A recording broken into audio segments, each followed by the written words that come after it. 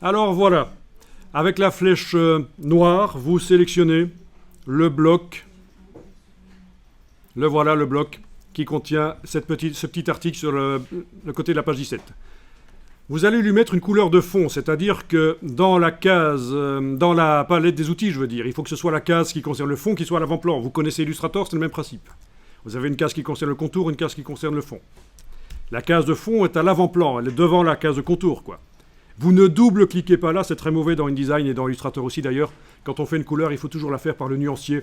Comme ça, on peut modifier rapidement plein d'éléments qui utilisent cette couleur dans une publication ou dans une affiche. Donc ne faites pas à la manière Photoshop, double-cliquer sur l'échantillon de couleurs pour avoir le sélecteur de couleurs. Non, on va dans le nuancier, menu fenêtre, couleur, nuancier, menu fenêtre, couleur, nuancier. Ensuite, on va aller créer une couleur pour le fond de bloc. Je vais appeler ça couleur fond extrait. Alors, allez-y, vous allez dans le petit menu ici de la palette nuancier. Demandez nouvelle couleur. Alors, si c'est un document pour l'impression, on doit faire des couleurs RVB ou CMJN? CMJN. Les images doivent être RVB ou CMJN? CMJN, excellent. Je vous ai envoyé un mail dans lequel je vous expliquais ça. Ça veut dire que vous ne lisez pas vos mails. Ça fait 15 ans que Adobe dit qu'il ne faut plus utiliser d'images CMJN. Quand on fait la mise en page, il faut utiliser des images RVB. Et au moment où vous exportez le PDF, vous faites la conversion vers CMJN. Vers quel CMJN?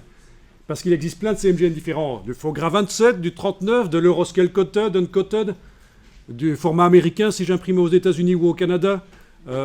Voilà. C'est pour ça qu'il faut faire en RVB. Parce que si vous faites tout en CMJN dans InDesign, vous êtes coincé par le CMJN que vous avez choisi au départ. Et peut-être même que vous ne savez pas qu'il y a plusieurs CMJN. Peut-être que vous avez choisi n'importe quoi comme CMJN.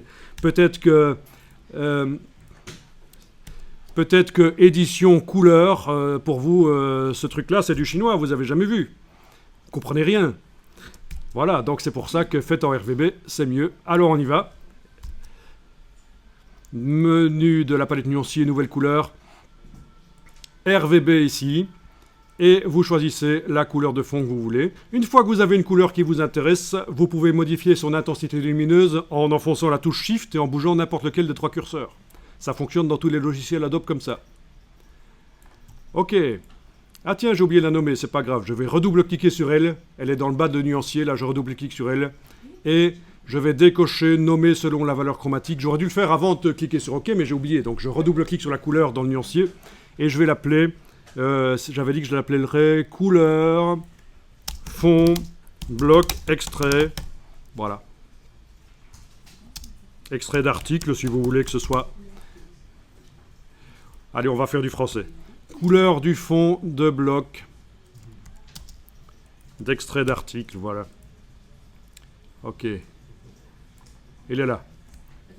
Si j'applique cette couleur un peu partout dans le document, je pourrais modifier ça facilement en double-cliquant simplement sur la couleur dans le nuancier.